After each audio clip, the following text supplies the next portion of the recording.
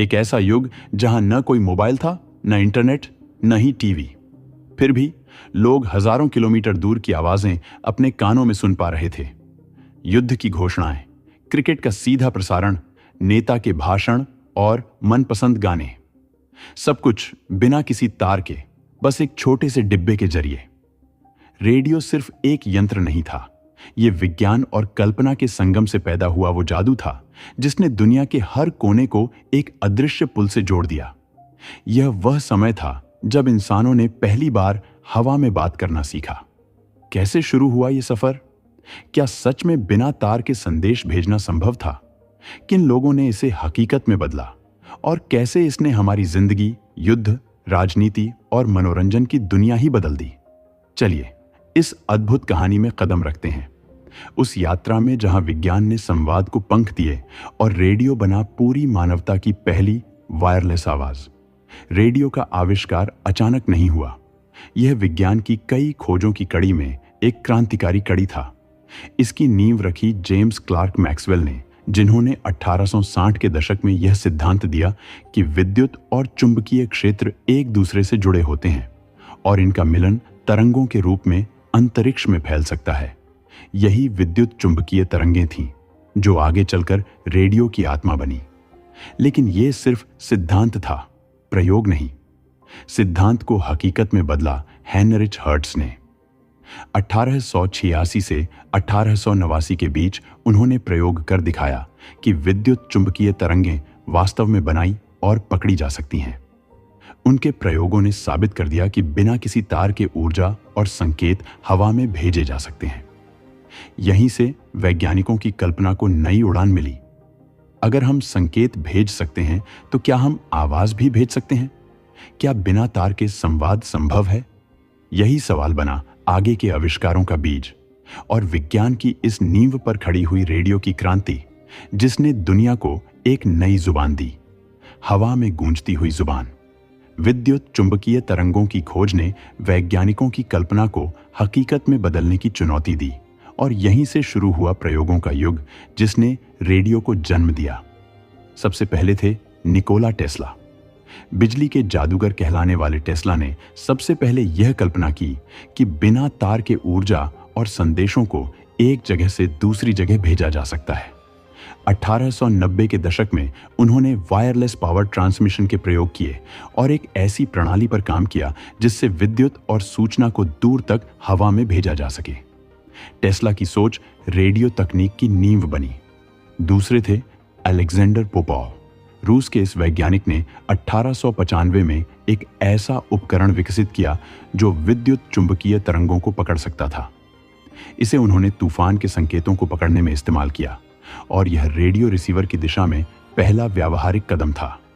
कई लोग उन्हें रेडियो का असली आविष्कारक मानते हैं। और सबसे आखिरी थे गुग्लिएल्मो मार्कोनी। इटली के इस युवा वैज्ञानिक ने प्रयोगों को व्यापारिक सफलता में बदला। उन्होंने 1896 में पहला वायरलेस टेलीग्राफ पेटेंट कराया और 1901 में अटलांटिक महासागर के पार पहली रेडियो सिग्नल भेजी। उनका काम रेडियो को वैश्विक मंच पर लाने वाला साबित हुआ। इन तीनों आविष्कारकों की खोजें, प्रयोग और प्रतिस्पर्धा ने मिलकर वह तकनीक तैयार की जिससे आज हम किसी को बिना देखे, बिना तार के सिर्फ सुन सकते हैं। और इसी ने जन्म दिया रेडियो संचार को। गुग्लिएल्मो मार्कोनी का नाम जब भी रेडियो की दुनिया में लिया जाता है तो उन्हें रेडियो का जनक कहा जाता है। और सही भी है, क्योंकि उन्होंने न केवल वायरलेस तकनीक को सिद्ध किया बल्कि उसे आम लोगों तक पहुंचाया। मार्कोनी का जन्म 1874 में इटली के एक धनी परिवार में हुआ था। विज्ञान में बचपन से रुचि रखने वाले मार्कोनी ने हर्ट्ज के प्रयोगों से प्रेरणा ली और खुद रेडियो तरंगों के प्रसारण पर काम करना शुरू किया। 1895 में उन्होंने पहली बार 1 मील की दूरी तक बिना तार के संदेश भेजने में सफलता प्राप्त की। यही घटना आधुनिक रेडियो ट्रांसमिशन की शुरुआत मानी जाती है। 1901 में मार्कोनी ने इतिहास रच दिया। उन्होंने इंग्लैंड से कनाडा के न्यू फाउंडलैंड तक पहली बार अटलांटिक महासागर पार करके रेडियो सिग्नल भेजी। यह तकनीक न केवल संचार का तरीका बदलने वाली थी, बल्कि इसने युद्ध, समुद्री सुरक्षा और अंततः आम जनसंवाद के क्षेत्र में क्रांति ला दी। मार्कोनी को 1909 में नोबेल पुरस्कार भी मिला और उनकी इस उपलब्धि ने उन्हें वैज्ञानिकों की उस पंक्ति में खड़ा कर दिया जिन्होंने दुनिया को जोड़ने का सपना सच किया। रेडियो का आविष्कार केवल वैज्ञानिक जिज्ञासा तक सीमित नहीं रहा। यह बहुत जल्द मानव जीवन और सुरक्षा का अभिन्न हिस्सा बन गया, विशेषकर सेना, नौसेना और आपातकालीन संचार के क्षेत्र में। जब रेडियो तकनीक ने जन्म लिया तो सबसे पहले इसका बड़ा फायदा समुद्री दुनिया को हुआ। विशाल महासागरों में यात्रा कर रहे जहाजों के लिए रेडियो तट से संपर्क बनाए रखने का एकमात्र साधन बन गया। इससे मौसम की चेतावनियां, दिशाएं और आपात संदेश तुरंत भेजे और प्राप्त किए जा सकते थे। यह उस समय एक चमत्कारी क्रांति थी। 1912 में जब टाइटैनिक दुर्घटनाग्रस्त हुआ, उस समय उसके रेडियो ऑपरेटरों ने लगातार SOS सिग्नल भेजे। इन संकेतों को पास के जहाजों ने सुना और मदद के लिए पहुंचे। हालांकि हजारों जानें गईं, पर कई यात्रियों की जान रेडियो सिग्नल की बदौलत ही बच सकी। यह घटना दुनिया को दिखा गई कि रेडियो सिर्फ संवाद नहीं, बल्कि जीवन रक्षा का साधन भी बन सकता है। जब 1914 में विश्व युद्ध शुरू हुआ, तो रेडियो ने रणनीति और युद्ध संचालन का चेहरा ही बदल दिया। कमांडरों और सैनिकों के बीच तत्काल आदेश पहुंचाने, दुश्मन की गतिविधियों पर निगरानी रखने और जासूसी में रेडियो का जबरदस्त उपयोग हुआ।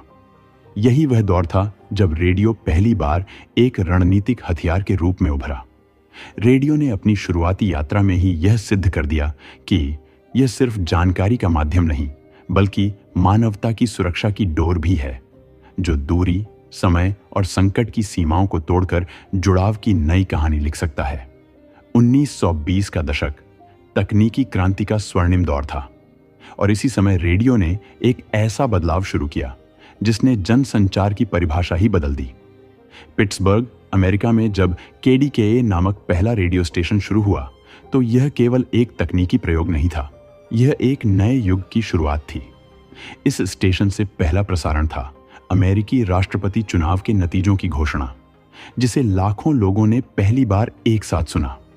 धीरे धीरे रेडियो पर समाचार बुलेटिन, फिल्मी और शास्त्रीय संगीत, शैक्षणिक कार्यक्रम, धार्मिक प्रवचन और यहां तक कि फिक्शन कहानियां प्रसारित होने लगे। लोग रेडियो के सामने बैठकर परिवार के साथ एक साथ सीखने और मनोरंजन का आनंद लेने लगे। रेडियो ने दूर दराज के गांवों में भी शिक्षा और जागरूकता की रोशनी पहुंचाई। रेडियो की सबसे बड़ी ताकत यह थी कि यह गरीब, अमीर, पढ़े लिखे या अनपढ़ सभी तक समान रूप से पहुंचा। जहां समाचार पत्र पढ़ने के लिए साक्षरता चाहिए थी, वहीं रेडियो सुनने के लिए केवल कान चाहिए थे। इसने विचारों, संस्कृति और सूचना का लोकतंत्रीकरण किया। इस प्रकार रेडियो सिर्फ एक उपकरण नहीं रहा, यह जनता की आवाज, सांस्कृतिक सेतु और लोकतंत्र की शक्ति बन गया, जिसने पहली बार लोगों को यह एहसास दिलाया कि वो दुनिया की घटनाओं से जुड़ सकते हैं, वो भी बिना घर से निकले। भारत में रेडियो प्रसारण की शुरुआत 23 जुलाई 1927 को हुई, जब मुंबई से इंडियन ब्रॉडकास्टिंग कंपनी का पहला ट्रांसमिशन प्रसारित हुआ। शुरुआत निजी हाथों में थी, लेकिन जल्द ही सरकार ने इसे अपने नियंत्रण में ले लिया। 1936 में इसे नया नाम मिला, ऑल इंडिया रेडियो, यानी आकाशवाणी। आकाशवाणी केवल संगीत और समाचार का स्रोत नहीं था, यह भारतीय स्वतंत्रता संग्राम की अनकही गाथाओं का मौन साक्षी भी रहा। जहां एक ओर ब्रिटिश सरकार इसका उपयोग अपनी घोषणाओं और प्रचार के लिए करती थी, वहीं दूसरी ओर नेताजी सुभाष चंद्र बोस जैसे नेताओं ने रेडियो को जनता तक क्रांतिकारी विचारों के प्रसार के लिए भी चुना, जैसे आजाद हिंद रेडियो, जिसने भारत के बाहर से आजादी की पुकार सुनाई। स्वतंत्रता के बाद आकाशवाणी ने ग्रामीण विकास, कृषि, शिक्षा और स्वास्थ्य जागरूकता जैसे विषयों पर कार्यक्रम प्रसारित करना शुरू किया। कृषि दर्शन, योजना वार्ता और शिक्षा प्रसारण जैसे कार्यक्रमों ने भारत के कोने कोने में जागरूकता की लौ जलाई। रेडियो ने भारतीय संगीत, भाषा और लोक संस्कृति को घर घर तक पहुंचाया। कश्मीर से कन्याकुमारी तक और गुजरात से असम तक रेडियो ने देश की विविधता को एक सांस्कृतिक सूत्र में पिरो दिया। इस प्रकार भारत में रेडियो न केवल एक तकनीकी क्रांति था, बल्कि यह राष्ट्र निर्माण, जन जागरण और सांस्कृतिक एकता की यात्रा का एक गवाह और वाहक भी बन गया। रेडियो की गूंज आज भी हर कोने में सुनाई देती है, कभी गीत में, कभी समाचार में, तो कभी स्मृतियों में। 1990 के दशक में भारत में एफएम रेडियो का आगमन हुआ और रेडियो ने युवाओं के दिलों में फिर से जगह बना ली। संगीत, ट्रैफिक अपडेट, हंसी मजाक और आरजे की चटपटी बातें, एफएम ने रेडियो को शहरी संस्कृति का अभिन्न हिस्सा बना दिया। इसके बाद आया डिजिटल रेडियो, जो बेहतर साउंड क्वालिटी और मल्टीपल चैनल्स की सुविधा लेकर आया। अब रेडियो किसी एंटीना या सीमा में बंधा नहीं है। इंटरनेट रेडियो ने दुनिया के किसी भी कोने से किसी भी भाषा में रेडियो सुनना संभव बना दिया है। साथ ही पॉडकास्टिंग ने रेडियो को नया जीवन दिया। अब हर व्यक्ति रेडियो जॉकी बन सकता है, अपनी कहानियां सुना सकता है, विचार बांट सकता है। ज्ञान, कहानियां, इंटरव्यू, ध्यान, हास्य, सब कुछ पॉडकास्ट में है। आज कृत्रिम बुद्धिमत्ता एआई की मदद से रेडियो और पॉडकास्टिंग में क्रांति आ रही है। अब एआई वॉइस से रेडियो शो बनाए जा सकते हैं, ऑडियो को ऑटोमेटिक एडिट किया जा सकता है और श्रोताओं के मूड और पसंद के हिसाब से कंटेंट प्ले किया जा सकता है। एआई आधारित सिफारिशें, आवाज की पहचान और इंटरैक्टिव श्रोताओं का अनुभव, यह सब रेडियो को और अधिक स्मार्ट और व्यक्तिगत बना रहा है। रेडियो ने समय के साथ खुद को बार बार नया बनाया है। जहां एक ओर यह नॉस्टैल्जिया देता है, वहीं दूसरी ओर यह नवाचार का भी प्रतीक बन चुका है। आने वाले समय में रेडियो सिर्फ सुनने का माध्यम नहीं रहेगा, वह बोलता, सोचता और समझता भी नजर आएगा। और यह सफर अभी जारी है। रेडियो एक अनसुनी शक्ति, जो भविष्य में भी हमारी आवाज बने रहने वाला है।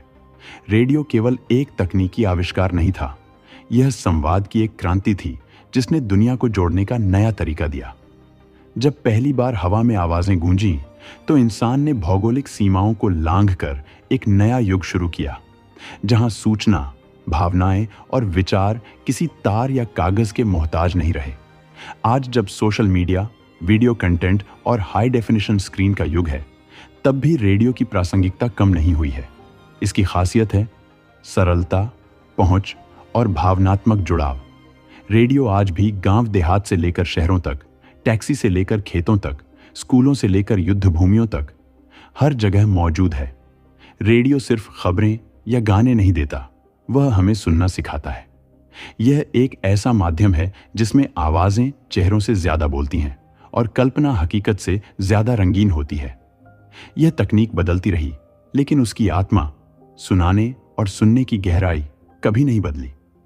रेडियो आज भी जिंदा है, क्योंकि वह केवल एक यंत्र नहीं, एक अनुभव है, एक अनसुना मगर जीवंत माध्यम, जो इंसान की सबसे पुरानी जरूरत, जुड़ाव, को आज भी पूरी निष्ठा से निभा रहा है।